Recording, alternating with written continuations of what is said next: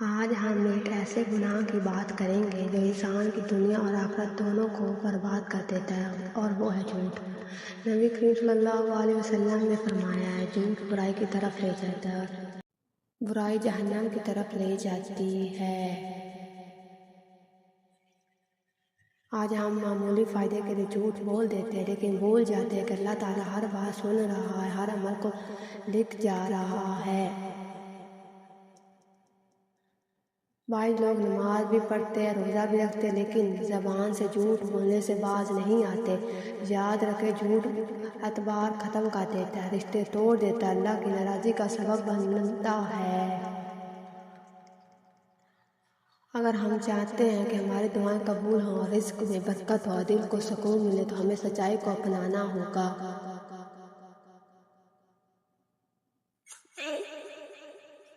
اللہ تعالیٰ ہمیں سچ بولنے اور نیک عمل کرنے اور گناہوں سے بچنے کی توفیق عطا فرمائے، آمین۔